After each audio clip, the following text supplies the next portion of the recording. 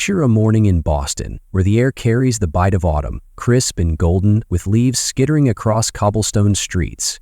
In the heart of the city's upscale district stood Boston Luxury Motors, a shrine to wealth and ambition. Its glass walls gleamed under the October sun, reflecting the world outside like a polished mirror. Inside, rows of cars, Porsches, Ferraris, Bentleys, stood like silent sentinels, their curves catching the light, each one a promise of status and speed. The air smelled faintly of leather and wax, and the marble floors shone so brightly you could see your own reflection. This was a place where dreams were bought, not chased, and only those who looked the part were welcomed. On this particular morning, just as the city stirred awake, a woman stepped through the towering glass doors. She didn't belong, or so it seemed. Her gray sweater was soft but faded, its edges frayed from years of wear. Her jeans, once dark, were now pale at the knees, and her sneakers bore scuffs from countless walks. Her brown hair was pulled into a loose ponytail, a few strands falling free, framing a face untouched by makeup. In her hand was a worn canvas bag, sagging slightly under the weight of a notebook and a few pens. To the polished staff, she was an anomaly, a stranger who had wandered into their carefully curated world. She paused just inside the entrance, her eyes scanning the showroom with quiet curiosity. Her gaze settled on a crimson convertible, perched on a raised platform like a jewel in a crown. Its deep red paint glowed under the spotlights, sleek and bold, a car that seemed to hum with possibility. She smiled softly, a private moment of anticipation, and stepped forward. That's when the silence broke. A salesman's voice cut through the air, sharp and deliberate. "Excuse me, miss," he said, his tone loud enough to turn heads. "I'm afraid you're mistaken. These cars aren't for just anyone." The woman looked up, her expression calm but alert. Before she could respond, the salesman pointed to the door, his smile twisting into a smirk. "Please leave." The showroom buzzed with whispers. Customers glanced over, some amused, others uneasy. The woman stood still for a moment, the weight of every stare pressing against her. Then, with steady steps, she walked out, her heart heavy but her resolve unbroken. The glass doors closed behind her, and the hum of the dealership resumed as if nothing had happened. But this wasn't the end of her story. Oh no. By the time the sun rose again, a Rolls-Royce Phantom would glide to a stop outside Boston Luxury Motors, and the truth about this woman would leave everyone speechless. Her name was Eleanor Harper, though those who loved her called her Ellie. At 34, she carried a quiet strength, the kind that comes from knowing who you are without needing to shout it. Ellie was a writer, but not the kind who craved spotlights or bestseller lists. Under the pen name E.L. Hope, she had woven a series of children's books that had touched millions of hearts. Her stories of brave kids facing impossible odds, of kindness blooming in the darkest places, were the ones parents read to their children at bedtime, their voices soft and warm. The royalties from those books could have bought her mansions, private jets, or closets full of designer clothes. But Ellie didn't care for those things. She lived in a modest apartment on the edge of Boston, a cozy space filled with secondhand furniture, stacks of books, and a bulletin board pinned with thank you letters from kids she'd never met. Her wealth wasn't in her bank account, it was in the lives she'd changed. Years ago, she'd founded a nonprofit that gave books and scholarships to children who'd otherwise go without. Every dollar she earned went toward new libraries, school supplies, or tuition for kids with dreams bigger than their circumstances. To Ellie, money was a tool, not a crown, and she wielded it with purpose. That morning, Ellie had woken early, the scent of coffee filling her small kitchen as she planned her day. She'd been thinking about her niece, Lily, a 22-year-old who had just graduated college with honors. Lily was a firecracker, a young woman who'd grown up in a tough neighborhood, raised by a single mom who worked double shifts to keep the lights on. Despite the odds, Lily had excelled, earning a degree in engineering and a reputation for never giving up. As a girl, she'd loved cars, filling notebooks with sketches of sleek designs, dreaming of the day she'd drive something fast and free. For her birthday, Ellie wanted to make that dream real. A crimson convertible, bold and bright, just like Lily. Ellie could have walked into any dealership in the country and paid cash for that car. She could have worn a tailored suit, carried a designer bag, and commanded the room, but that wasn't her way. She pulled on her favorite sweater, the one that felt like a hug, slipped into her worn jeans, and tied her hair back with a simple elastic. She didn't care what strangers thought of her clothes. To her, true value lay in what you did for others, not what you wore. As she rode the bus to Boston Luxury Motors, the city unfolded outside her window. Street vendors setting up carts, joggers weaving through parks, kids chasing each other on sidewalks. Ellie smiled, her mind drifting to the book fair her foundation was planning, a day when hundreds of children would get free books and a chance to dream. But first, there was Lily's gift. She'd seen the convertible online, its red paint catching her eye, and knew it was perfect. She'd saved for it, planned it, and now she was ready to make it happen. Stepping off the bus, she felt the autumn breeze against her face, sharp and invigorating. The dealership loomed ahead, its glass facade towering like a fortress. She adjusted her bag, took a deep breath, and walked inside. The air was cool and sterile, the kind that made you feel small. The showroom was a cathedral of luxury, every car a masterpiece. The crimson convertible stood out, its curves sleek and inviting, a beacon of possibility. Ellie's heart lifted. She could already see Lily behind the wheel, her laughter filling the air as she drove down some sunlit road. She approached the car, her sneakers soft against the marble floor. She reached out, her fingers hovering just above the hood, not touching, but imagining. That's when she heard the voice. The one that would change everything. Nathan Brooks was 35, the sales manager at Boston Luxury Motors, and he prided himself on his instincts. He could read people like open books, or so he thought. His navy suit was tailored to perfection, hugging his frame like a second skin. His red tie was a bold splash of confidence, knotted with precision. His hair was slicked back, his shoes polished to a mirror shine. To Nathan, the showroom was his kingdom, and he was its gatekeeper. He knew the kind of clients who belonged here. Men in bespoke suits, women with diamond earrings, people who carried the scent of wealth like cologne. One glance at Ellie, her faded sweater, her scuffed sneakers, her canvas bag, and he'd made his judgment. She was no one.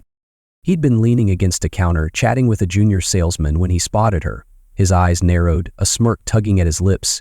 He straightened up, adjusting his tie, and crossed the room, his shoes clicking with purpose. "Good morning," he said, his voice smooth but laced with condescension. "Are you looking for something specific, or just browsing?" Ellie turned to him, her smile genuine, unguarded. "Good morning," she replied.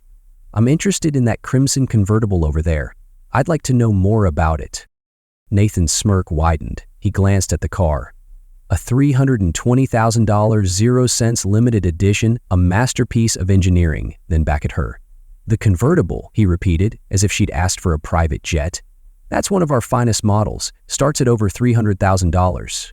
He paused, letting the number hang in the air.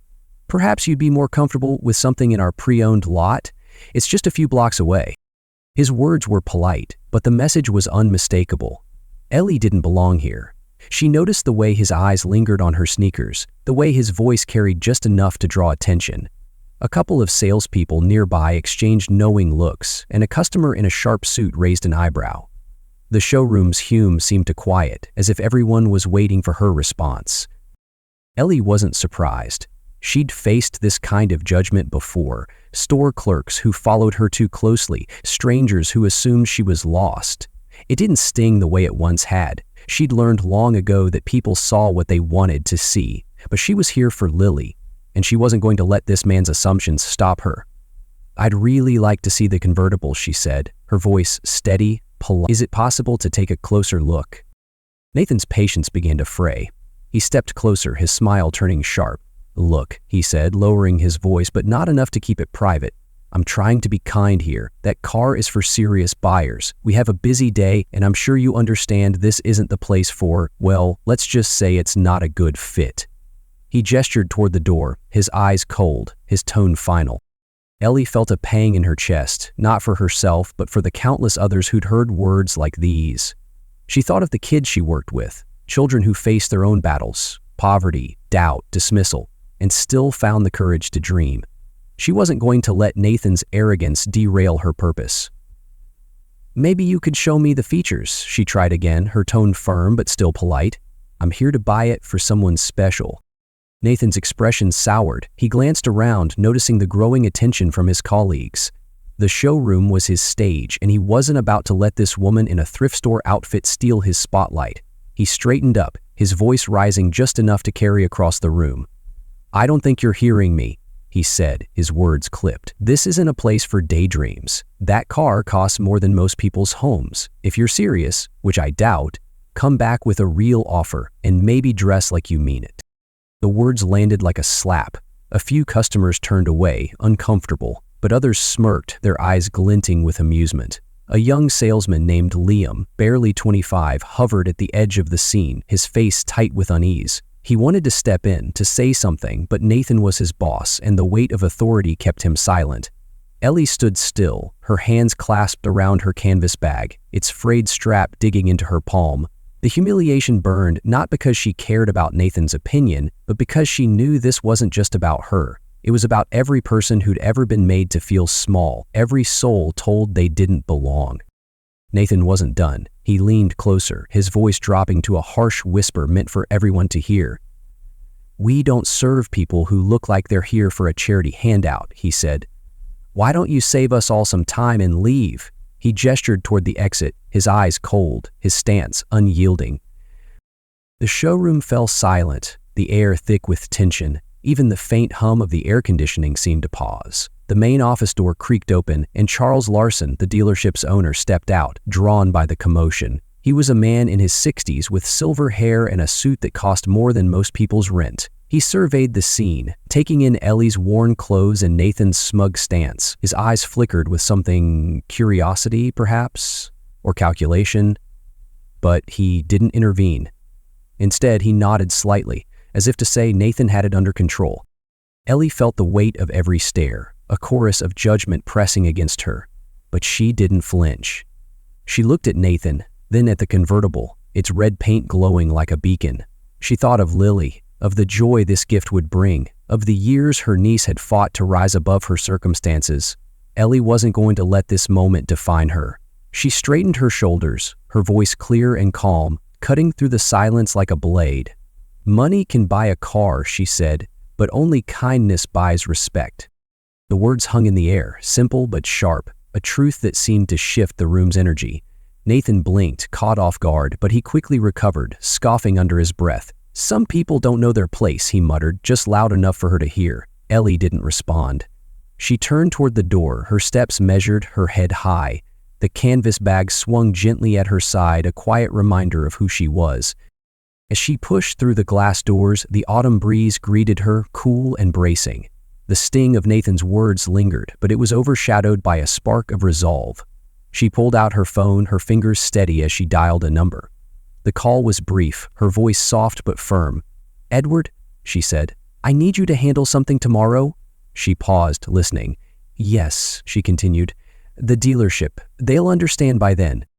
She hung up, slipped the phone into her bag and walked down the street, the city alive around her. The sun climbed higher, casting long shadows, and Ellie felt a quiet certainty settle in her chest.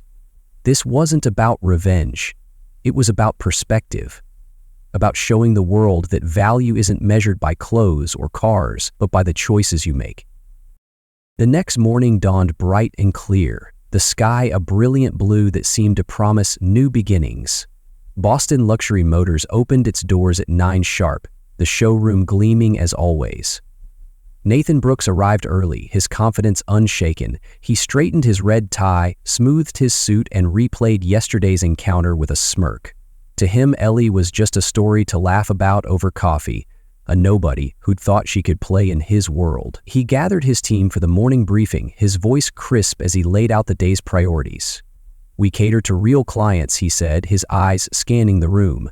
"Know your customers. Don't waste time on dreamers."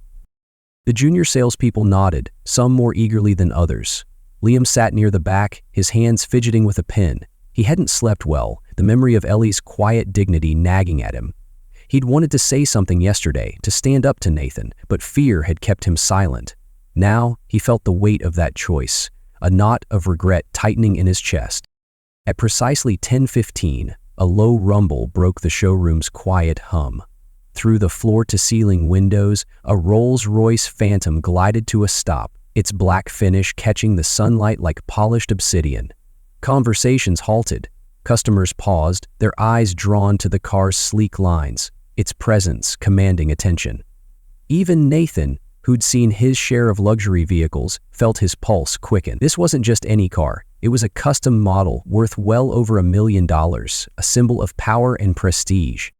A uniformed chauffeur stepped out, his white gloves gleaming as he moved with practiced precision.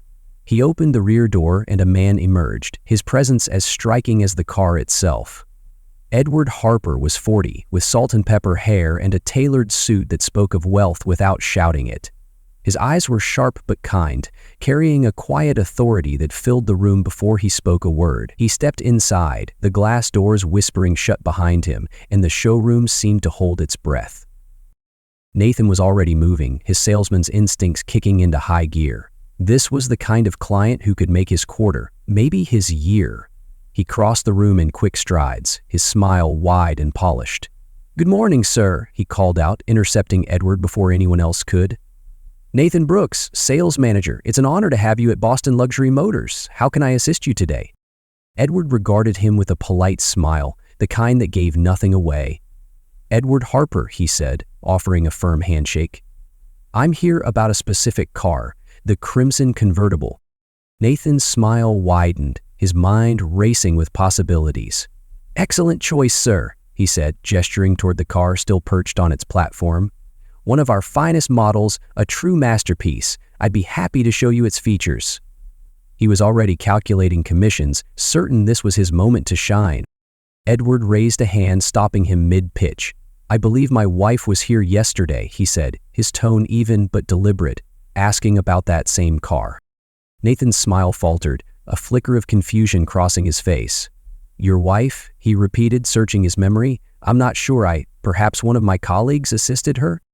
Edward's expression cooled, just enough to make Nathan's stomach tighten. "No, Mr. Brooks," he said.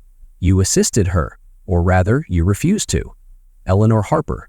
She was wearing a gray sweater, jeans, carrying a canvas bag. You told her to leave." The blood drained from Nathan's face. Behind him, Liam let out a small gasp, his eyes wide. The other salespeople froze, sensing a shift in the room's energy. Nathan stammered, his usual polish crumbling. "Mr. Harper, there must be some misunderstanding," he said, his voice sounding hollow even to himself. "We welcome all customers here." Edward didn't blink. "I don't think there's any misunderstanding," he said. "You assumed my wife couldn't afford that car because of how she looked. You humiliated her in front of your staff and customers. You said this place wasn't for people like her." The words landed like stones, heavy and unyielding. Charles Larson emerged from his office, his face pale as he caught the tail end of the conversation. He was a man who valued control, but this moment was slipping beyond his grasp. "Mr. Harper," he said, stepping forward with a nervous smile, "I'm Charles Larson, the owner. I'm so sorry if there was any confusion. We pride ourselves on exceptional service." Edward turned to him, his gaze steady, unflinching. "Service," he said, "isn't about pride. It's about respect. My wife came here to buy a gift for our niece, and instead, she was treated like she didn't belong." Nathan tried to recover, his voice desperate. "Mr. Harper, sir, I assure you it was a mistake," he said. "I'd be happy to make this right. Perhaps I can show you the convertible now?" Edward's eyes narrowed slightly. "You had your chance yesterday," he said. He paused, letting the weight of his words settle. "Let me tell you about Ellie. She's not just my wife. She's E.L. Hope, the author of the Hope Valley series. Her books have sold millions, but she doesn't care about fame. She's given away more money than most people will ever see, funding scholarships for kids who'd never have a chance otherwise. One of those kids, by the way, is the daughter of one of your employees." Nathan's knees felt weak. He glanced at Liam, whose face had gone white. Liam's younger sister Mia had received a scholarship years ago, a gift that had paid for her college tuition and changed her life. He'd never known the donor's name. Until now. The showroom was silent, every ear straining to hear Edward's next words. "Ellie chooses to live simply," Edward continued, "because she believes in putting others first. That's why she was here, to buy that car for our niece Lily, but you decided she wasn't worth your time." Charles Larson stepped closer, his voice shaky but urgent. "Mr. Harper, I can't apologize enough," he said. "Please, let us fix this, whatever it takes." Edward considered him for a moment, his expression unreadable. Then he turned back to Nathan. "I was planning to buy that convertible," he said, "and possibly 3 more cars for my company. But I'm not sure this is the right place for that kind of investment." Nathan's mouth went dry, the weight of his mistake crashing down like a tidal wave. A deal like that would have been the biggest of his career, a feather in his cap that could have opened doors to promotions, bonuses, prestige. He opened his mouth to speak, but no words came. "There is one way forward," Edward said, his tone softening but firm. "My wife's foundation is hosting a book fair next month, giving free books to children in need. I think you should be there, Nathan. Not as a guest, but as a volunteer. Help set up, hand out books, see the work Ellie does." Nathan swallowed hard, his pride warring with his fear of losing everything. Volunteering wasn't his world. Stacking books, working with kids, getting his hands dirty. But the alternative was worse. He nodded, his voice barely above a whisper. "Yes, sir," he managed. "I'd be honored." Edward studied him for a moment, then nodded. He turned to Liam, who had been watching in stunned silence, his hands clenched at his sides. "Liam," Edward said, "you tried to help my wife yesterday, didn't you?" Liam nodded, his voice small but sincere. "I wanted to, sir," he said, "but I didn't know how." Edward smiled, the first real warmth he'd shown. "You'll handle the sale of the convertible," he said, "for Lily. Let's get the paperwork started." Liam's eyes widened, a mix of shock and gratitude washing over him. "Thank you, sir," he said, his voice trembling with emotion. "I won't let you down." As Edward and Liam moved toward the office, Nathan stood rooted to the spot, his world unraveling. The crimson convertible gleamed in the corner, a silent reminder of the chance he'd thrown away. He thought of Ellie's words. "Money can buy a car, but only kindness buys respect." And for the first time, he felt their truth. They weren't just words. They were a mirror, reflecting his own flaws back at him. He'd spent years chasing status, measuring people by their clothes or their wallets. And now he was staring at the cost of that choice. The showroom slowly came back to life, customers murmuring, salespeople returning to their tasks, but Nathan felt like he was standing outside himself, watching a stranger in a suit who didn't know what came next. He glanced at the Rolls-Royce outside, its black finish still catching the light, and something shifted inside him. Not regret, not yet, but a question. What had he been chasing all this time? A month later, the air was cooler, the leaves now a carpet of red and gold across Boston streets. A community center on the city's south side had been transformed into a vibrant celebration of stories. Tables were piled high with colorful books, their covers bright with dragons, spaceships, and smiling faces. Children darted between them, their laughter echoing off the walls, while parents and volunteers moved through the crowd, their faces warm with purpose. Balloons bobbed overhead, and the scent of hot cider filled the air, mingling with the crisp bite of autumn. Ellie stood at the heart of it all, a quiet anchor in the joyful chaos. She wore a simple blue dress, her hair tied back as always, her canvas bag tucked under a chair nearby. She was reading a story to a group of wide-eyed kids, her voice gentle and captivating, drawing them into a world where anything was possible. The children leaned forward, hanging on her every word, their faces alight with wonder. Nathan was there too, but he wasn't the man from the showroom. Gone was the navy suit, the red tie, the polished veneer. He wore a plain polo shirt, slightly wrinkled, and jeans that didn't quite fit his usual image. His hands were busy stacking books, arranging them in neat rows, helping kids find their favorites. It had started as an obligation, a way to save face after that humiliating day at the dealership. He'd shown up expecting to check a box, to do his time and move on, but something had shifted. He'd watched Ellie interact with the children, seen the way their faces lit up when she handed them a book, heard the gratitude in parents' voices as they thanked her for giving their kids a chance. It wasn't just about books. It was about hope, about opening doors that had been closed for too long. Nathan had never been part of something like this. Something that didn't ask for applause or profit but gave freely, expecting nothing in return. One boy, no older than 10, approached him, clutching a book about astronauts. "Mister," he said, his voice shy but eager, "do you think I could be a writer someday?" Nathan paused, caught off guard. He looked at the boy, at his bright eyes and worn sneakers, and something stirred inside him. He knelt down, meeting the boy's gaze. "You know," he said, "I think you already are." He handed the boy a small notebook from the table. "Write your stories here. Start today." The boy's grin was like sunlight, wide and unguarded. "Thanks," he said, clutching the notebook like a treasure. He ran off, already flipping it open, and Nathan watched him go, a strange warmth spreading through his chest. He didn't know it yet, but that moment would stay with him, a memory he'd carry long after the fair was over. Later, as the crowd thinned and the sun dipped low, Ellie approached, her smile as warm as ever. "How's it going, Nathan?" she asked, her voice soft but curious. He paused, searching for the right words. "It's different," he said finally. "I didn't understand before what this kind of work means. It's real." He hesitated, then added, "I'm sorry, Mrs. Harper, for everything." Ellie nodded, her eyes kind but unflinching. "There's no excuse for what happened," she said. "But you're here now. That's what matters. What have you learned?" Nathan thought of the dealership, of the years he'd spent chasing status, measuring people by their clothes or their cars. He thought of the boy with the notebook, of the parents who'd thanked him with tears in their eyes. "That worth isn't what you see on the outside," he said. "It's what you do when no one's watching."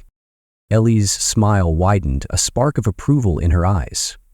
"That's a good place to start," she said. "Keep going." As she walked away, Nathan felt a weight lift, not completely but enough to notice. He turned back to the table, picking up a stack of books, and for the first time in years, he felt like he was doing something that mattered. That evening, Edward joined them, his presence quiet but grounding. He stood beside Ellie, watching the children run through the fair, their arms full of books. "You've outdone yourself," he said, placing a hand on her shoulder. Ellie laughed softly, a sound like sunlight breaking through clouds. "It's not me," she said, "it's them." She gestured to the kids, to Nathan, to the volunteers, who'd come together, their faces tired but alive. "This is what makes a difference."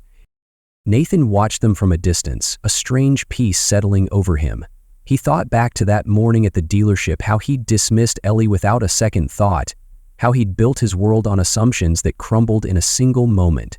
Now he saw her for who she was. Not just a best-selling author, not just a philanthropist, but a woman who lived her values every day. He'd been wrong, not just about her, but about what mattered. As the fair wound down, the last of the children trickled out, their voices fading into the evening. Nathan helped a young girl carry a stack of books to her mom, who smiled at him with weary gratitude. The girl, no older than 7, grinned up at him, her eyes bright. "Thanks, mister," she said. "You're pretty cool." Nathan smiled, a real smile, not the polished one he'd perfected over years of sales.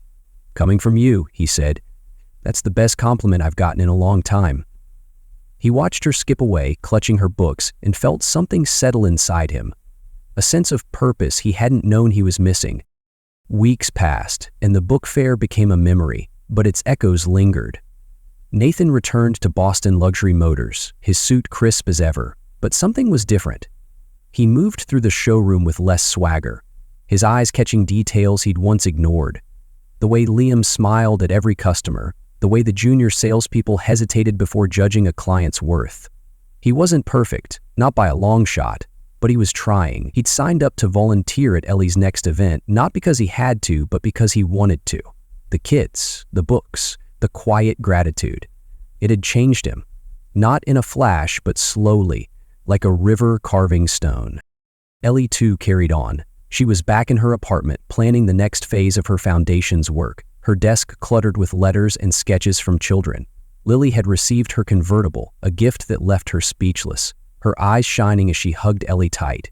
"You didn't have to," Lily had said, her voice thick with emotion. Ellie had just smiled. "I wanted to," she'd replied. "You deserve it." Edward watched it all with quiet pride, his love for Ellie as steady as ever. He'd handled the dealership not out of anger but out of loyalty, a reminder that respect wasn't negotiable. He and Ellie didn't talk much about that day, but it had left its mark. A shared understanding that some battles were worth fighting, not for glory but for truth. Life has a way of teaching us lessons when we least expect it. Ellie Harper walked into that dealership looking for a car, but what she left behind was something far greater, a mirror held up to the world, a reminder that appearances can deceive and true worth runs deeper than we often see. Nathan learned that lesson the hard way, but he learned it well. He'd spent years chasing wealth, measuring success by commissions and status, only to discover that the richest people aren't the ones with the most money, but the ones who give the most of themselves. For the rest of us, Ellie's story is a gentle nudge to pause, to look beyond the surface, to see the heart beneath the clothes, the story behind the face. We all make snap judgments, don't we? The stranger in line, the coworker we barely know, the person who doesn't fit our mold. But what if we stopped, just for a moment, to consider who they really are? That's where the magic happens, where respect is earned, where lives are changed.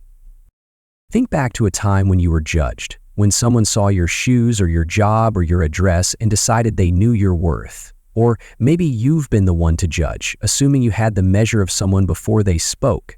Ellie's story reminds us that those moments aren't just mistakes, they're opportunities. Opportunities to listen, to learn, to choose kindness over assumption. So the next time you meet someone who doesn't fit the mold, someone who seems out of place, remember Ellie Harper. She didn't need a fancy suit or a flashy car to prove her value. She carried it in her heart, in the lives she touched, in the quiet strength she showed the world. Money can buy a car, but only kindness buys respect. And in the end, that's the currency that matters most. Have you ever been judged for how you looked, or known someone who was? Those moments, big or small, remind us what's real. Share your story with us and let's keep this conversation going, because stories like Ellie's don't just entertain, they inspire, they teach, they remind us who we can be.